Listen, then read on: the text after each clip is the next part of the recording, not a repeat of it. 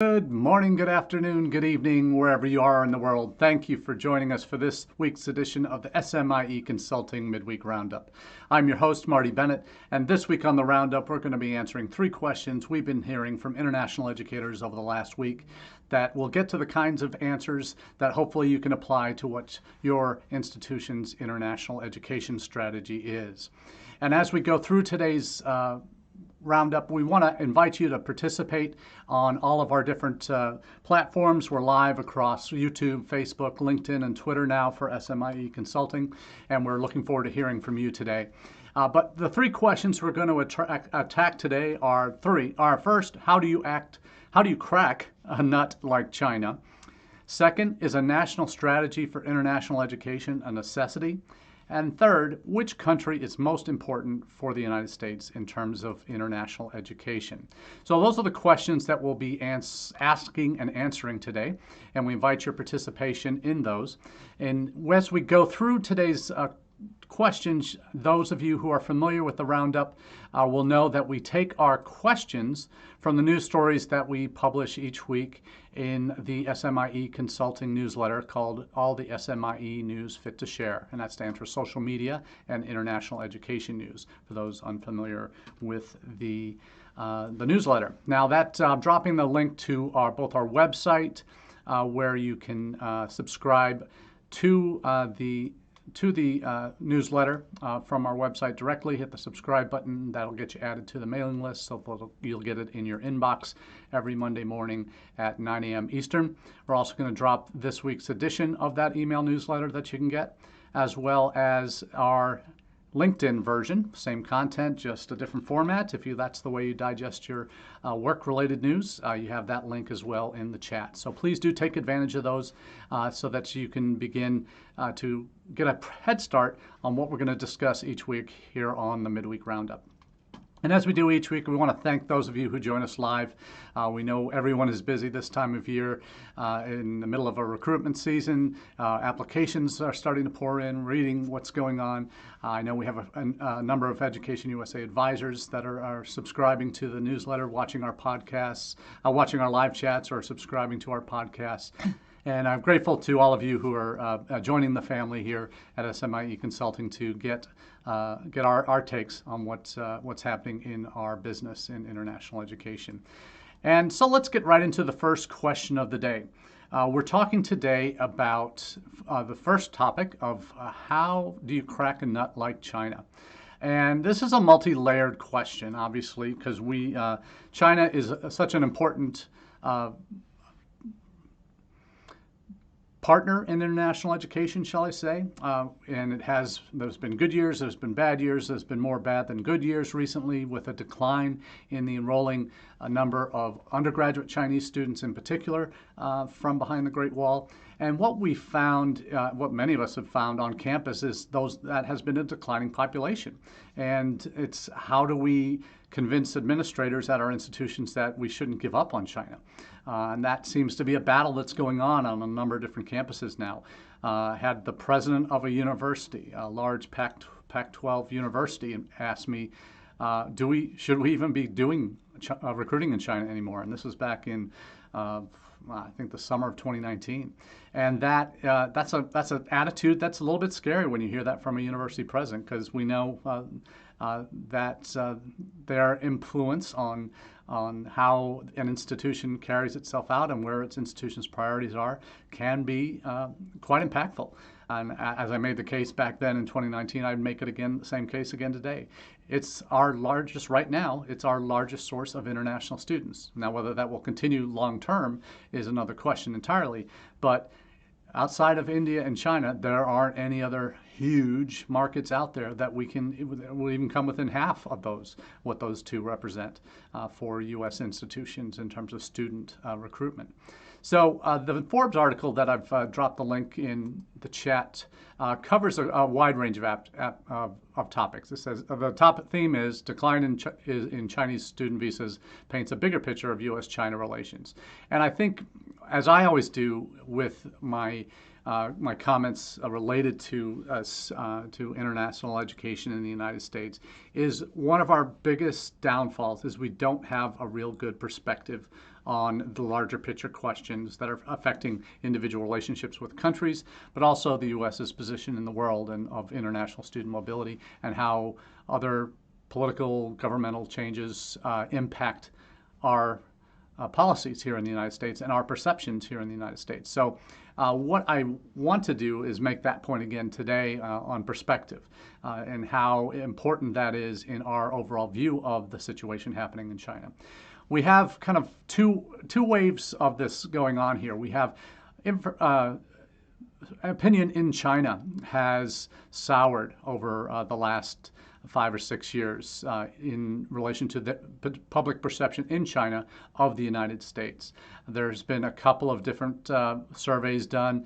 2021 Chinese Public Opinion Survey found 33% of respondents' view of the U.S. was very unfavorable, while another 29% described their view as unfavorable. So combined, that's over 62% of the Chinese population, according to this public opinion survey, viewed the United States as either favorable, unfavorable, or very unfavorable. But there's also a different opinion by those that have studied or traveled to the United States, indicating that that the Chinese media, heavily controlled by the government there, does influence negative perception in China of how the U.S. is viewed. And much like how some parts of the U.S. media have conflated the entire COVID-19 pandemic, within blaming China for that, with the rise and the public perception around anti-Asian hate, and there, much like we had post 9/11, where there was anti-Muslim hate going on in the United States, that anti-Asian hate that has impacted not just Chinese citizens or Chinese Americans, but also many students and either from Asia or from have East Asian heritage in their families. So that public perception is a real thing, and it does impact student flows. From the Chinese end, you've had the battles, political battles with the U.S. administrations from President Trump, and even today with President Biden. You see tensions are there on a number of different issues, particularly human rights now, from the U.S. side in their perspective on China. We see a lot of different issues with Uyghur Muslims, and how there's talk of universities divesting from companies that are doing business or helping support the subjugation of the Uyghur people in China. There's been a number of different factors. We've seen with recent events in August, Speaker Pelosi's visit to Taiwan inflamed tensions there. I mentioned anecdotally that we had a training for agents for one of our partners in China, and we had listed our top 5 countries. And at the time, that list, and still does, it includes Taiwan.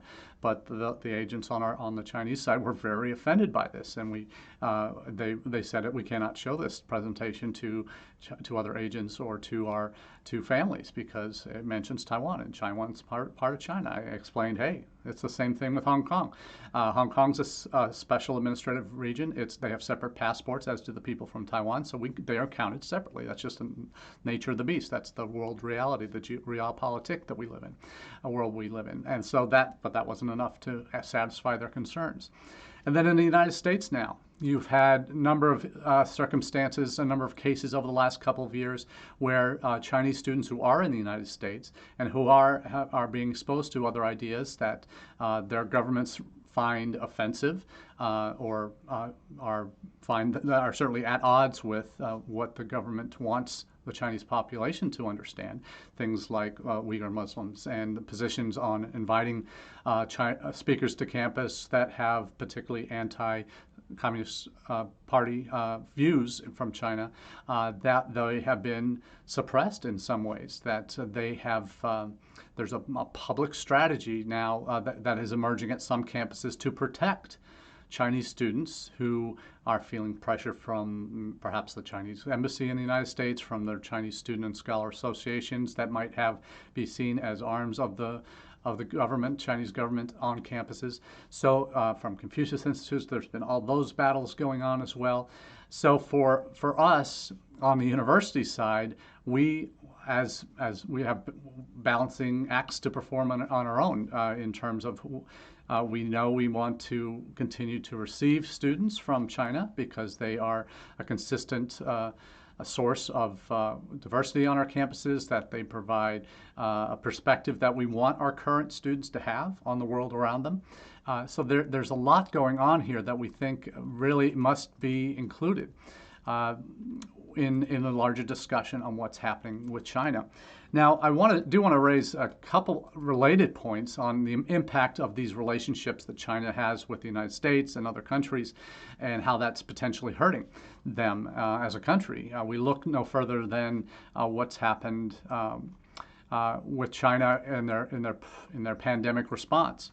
There's an article out from Travel Pulse that looks at international study programs in Russia and China have just virtually dried up for many institutions that were looking to send students, for students who were looking to study in those countries, do degrees in those countries, just because in China in particular, the pandemic response hasn't changed much over since it began in the early part of 2020. You still have major cities on lockdown in China happening regularly with small outbreaks.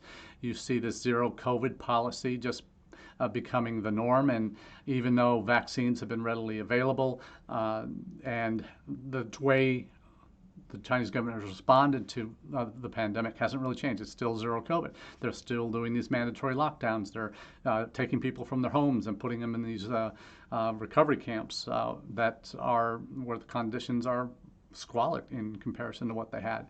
So there's a lot of challenges here going on that's for China right now internally, and they are attempting to slowly reopen for international students, but it's not happening at a pace that for some reason the students that still want to study there aren't able to get back in the numbers that they would hope to have, and it's been damaging their reputation. And there's also been prohibitions on student travel from within China out. That's why numbers have been down. That's why there have been so many fewer visas that have been granted to Chinese students. And that's one of the articles that we'll cover today has revealed. I know it's been covered over the last few weeks and from different outlets, but the reality is, when the government's travel restrictions are on you, there's a cumulative effect over the months that has publicly depressed the numbers of those that are able to get out to come and study. So that's part of the challenge we face now, is a reality that we're not just fighting public opinion, we're fighting a government in China that isn't as open to letting their citizens, letting their students come to study abroad. There are various factors involved in this mix, but one of the articles does point out the public perception piece in China for those that don't have that U.S. experience already, that don't really understand what's happening in the United States. They're scared off by the gun violence, by the anti-Asian hate, and what they consider a poor response to the pandemic that we've had here in the United States. Life goes on. But for public perception, that's not something we have a lot of control over in terms of how the U.S. is portrayed on Chinese media to people in that country that don't have a great exposure to the U.S. beyond what the media feeds them. So that's the challenge that we have in terms of cracking that nut. The other piece I mentioned with how U.S. campuses are responding and trying to protect the Chinese students that are here that might have views that are different from what the Chinese government might wish they would have. You see a lot of that, and a lot of concerns that those students that are speaking out, their families are impacted back home in China, that they're under increased surveillance or even pressured to influence the students' behavior. So there's a lot of those concerns, and on George Washington University's campus, there's a student government resolution that's put forward recently that Karen Fisher addresses in one of her recent latitudes, her weekly newsletter. And it's a response directly to adopt a public strategy to protect students, especially those from mainland China, who, quote, whose right to freedom of expression and freedom of association are directly threatened and who face overseas monitoring, intimidation, and coercion. So that's an important piece, and they also put in there a request encouragement for the university to divest endowment holdings in companies with ties to the Chinese government's human rights violations against Uyghur Muslims, as we mentioned earlier.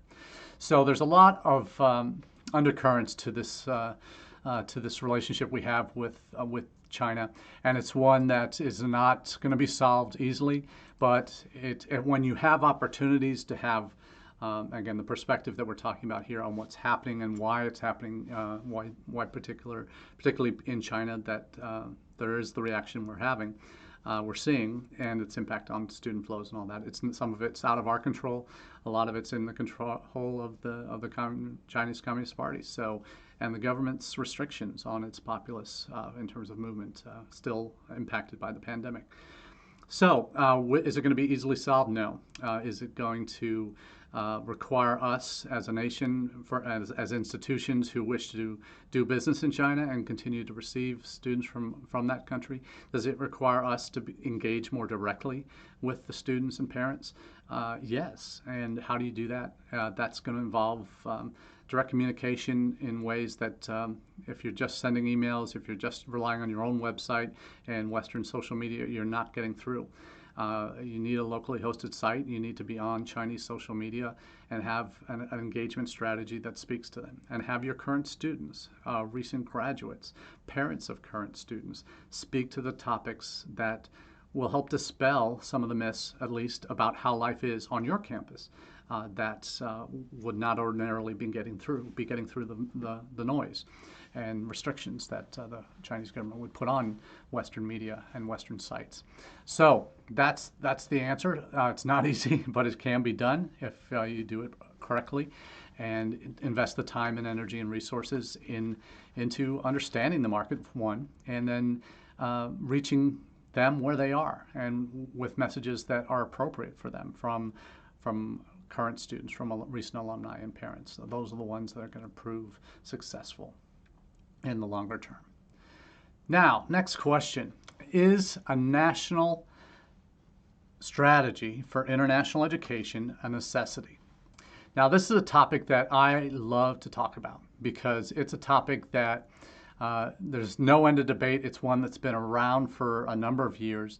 And when I talk about perspective earlier, this is another one of those thoughts. That's one of those questions that really gets you to think about our place in the world in international student enrollment and global student mobility. And you look at what other countries have, and the grass is always greener type of thing. But in many cases, why it's greener in other countries is because, in terms of international student enrollment strategies and all of that type of thing, is because there is government support out in the form of a national strategy that different countries have adopted, and with different motivations. We've seen in the UK, the reintroduction of post-study work, 2-year post-study work visas in 2019, has led to a rise in the number of particularly students from India that have been coming specifically to be able to have a pathway to work after study. You've seen in Canada, immigration is the main driver for international student enrollments. The country itself has negative birth rates domestically from domestic populations. They're relying in certain provinces. They have huge shortages in major job areas in those provinces. That they are doing everything that they can to sell their provinces as a destination, not only for study but for employment and eventually citizenship, permanent residency and citizenship. And streamlining that process is a big reason that Canada's numbers have jumped through the roof in the last decade. They've had some struggles too recently with their visa study permit process. It's with a lot of delays. They've had one article we will share next week in our newsletter that they've admitted to what they see as racism driving student study permit denials for many students coming from Africa. They've recognized it even a problem in India, which is already their number one market. They've realized that their visa denial rates were higher than they should have been in India for a country that represents the number one source for students going to to Canada. In the United States, we've addressed that issue recently with India. We have now a 95% student visa success rate, which is amazing. About 7-8 years ago, the global average for U.S. student visa approval rates was about 80%, and to have your number 2 destination market be at 95% now, that's amazing, and that's a great sign of things to come, particularly with our relationship to India. But when you look in the bigger context of a national strategy, ours in the United States is very hodgepodge, and we've talked about this before. We certainly mentioned it after the last EdUSA Forum in August. There was a session on this topic, the joint statement on supporting international education by Departments of State, Commerce, Homeland Security, and Education. That was signed originally in 2021. It was reaffirmed in 2022. They did a big presentation on what they've done, but all of it has been kind of each department doing their own thing and very little collaboration other than promoting each other's posts on social media. So there haven't been a lot of concrete changes in terms of government policy in the United States that would reflect anything other than, yes, we support the idea of international education, and each department, Commerce, Homeland Security, State, Education, have varying levels of engagement in that topic of bringing international students in, and what the impacts of that on the economy, on the workforce, on our campuses is there are different motivations, different priorities, economic in the form of Department of Commerce and their view on it, public diplomacy on the part of State Department, security, national security, and from the Homeland Security Department, and education probably closely aligns with what true international educators believe as why we bring international students to campus, for the cultural benefits for our students to enrich the lives of and their perspectives on the world, which is kind of what I'm talking about here with our perspective as international educators on what's needed. We look at what other countries are doing, and we're seeing them moving miles ahead. The article that I've just shared is from the PI News. For those familiar, the PI, one of my favorite sources on international ed news, probably the most I will refer to in any given week for our newsletter, and certainly on the Roundup. There's rarely a week that goes by that I'm not mentioning the PI News. But they've just had an event in Toronto, their first PI Live for North America.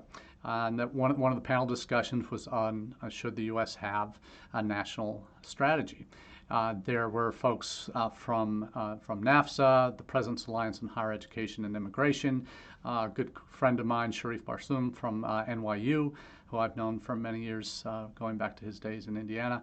But there are, in Ohio, and at Vanderbilt, at Ohio State and Vanderbilt, and now at NYU.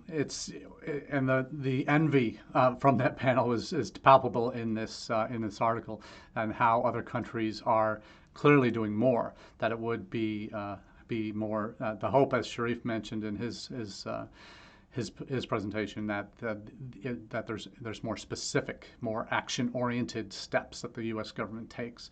But until, and this is my concern here, until we have in the United States a prioritization of international education at the highest level of the federal government, and each individual department that I mentioned only has a very limited scope that they operate in, and in terms of how they can impact parts of international education policy.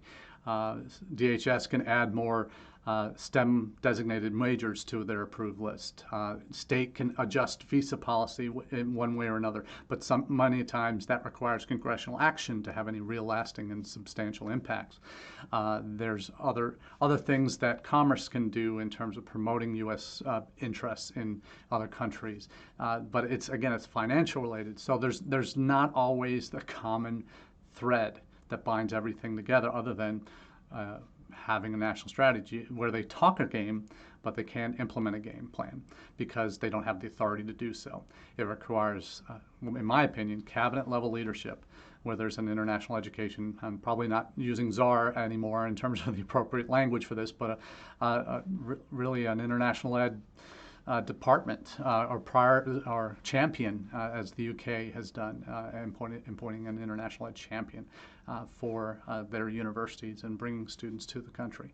So that's what's missing. There are folks that make the case quite strongly that the U.S. should be doing more and can be doing more from a campus-based perspective, that transnational education is something that we do poorly in the United States. So few institutions, I would say less than 24, have strong overseas campuses that are and productive campuses that are producing degree recipients every year from overseas. And the capacity is fairly limited, but they are providing an idea of what we could be doing. You see the NYUs, the Dukes, the Websters, and that have been around for many, many years that have campuses overseas. But those numbers are very small. You see what Education City in Qatar has been. There's individual programs or units of colleges that are offered there, have programs offered there, but there's not a very, very much a groundswell of hundreds of colleges that are doing it. And when you look at Australia, you look at the UK, you see nearly a majority of colleges in those countries. Again, their numbers are much smaller, less than 40 in Australia, less than 200 in the UK, of these university level institutions that have programs overseas. Half or more are actively engaged in transnational education. We don't do a good job of that here. There's, like I said, there's less than 1% of our colleges and universities are actively doing transnational education. And that's something we can do a better job of, but we need to be willing to invest the time and resources and energy that's needed to make that happen. Find the right partners overseas that can where your degrees can be offered directly, and work through all the different educational compliance issues, legal compliance issues that you need to make sure you're checking the boxes on to make sure that your degree offered in those countries online, or if not in person, is going to be accepted in those countries, and is aware of all the tax laws and all the other pieces there. So a very important piece of that discussion is yet to be had in the United States about how we can connect all the dots between these different departments, and who should be responsible for that policy, for an international education policy. They're not, and I'll be honest with you, they're not going to come up with it on their own. There isn't the legal authority to. They can do their own things, and there's certain things they can do very well that will have minor impacts. But in terms of a universal strategy for the United States, it's never going to exist until it's prioritized by the federal government, cabinet level, where there's an international champion that can pull the different departments together and have the kind of advocacy necessary, that working with the existing membership organizations to promote U.S. international education strategic elements to Congress that require congressional legislation, and where they don't require congressional legislation, can make the changes and make the decisions that can be carried out by the various departments that are really the implementers, the doers. So that's the hope, that it can, if and when that ever does happen, we can celebrate and shout it from the rooftops, because that will sincerely make our competitors wake up and realize, oh, they finally got their act together in the U.S. Then they'll be worried. They're not right now, I guarantee you. Let's move on quickly to our final question of the day. Which country is most important for the United States? Now, we started the topic, the session today, talking about China. And it can and should be one of the most important markets for U.S. in terms of our international education strategy, individually as campuses, let alone a country. But it's one that you cannot ignore. You should be engaged with, because there are things that, hey, they are the largest nation in the world, one of the most important economies in the world, that, as President Xi, who's just elected to his third term last week, may be headed to president for life in China, or leader for life. His main goal is to increase China's global influence. And they're doing that economically. They're doing that through BRI, which we've seen many times, examples of that through the roundup here. Our understanding is that we need to have them. It's okay to be a friendly competitor, and I think ideally that's where we want to be moving to. But we know motivations aren't always on that level from both sides.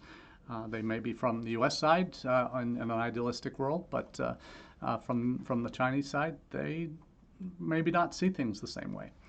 But that's what we need to get to. We need to get to point, and we have to keep those lines of conversation open.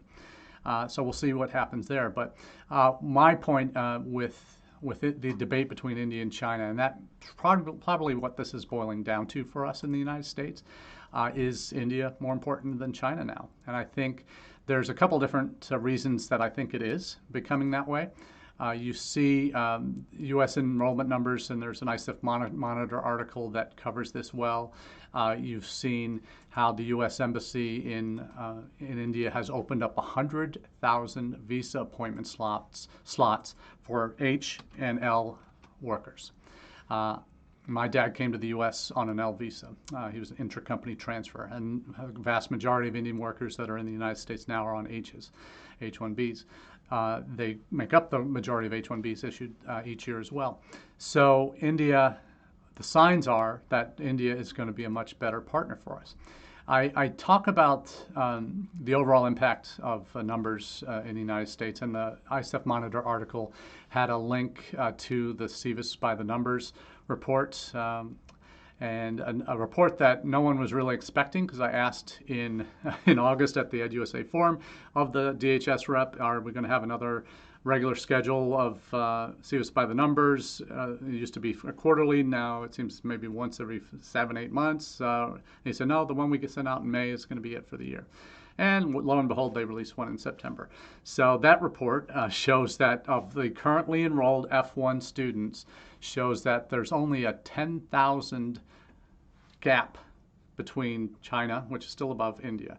Only 10,000 more enrolled Chinese Chinese F1s in the United States, only 10,000 more than from India. So guaranteed within the next year, we're going to see India surpass China in terms of enrolled students in the United States. And thank you, John, for your comments today on LinkedIn. Glad you're part of the conversation today. So thanks for participating. Thanks for your thoughts on what I've shared today.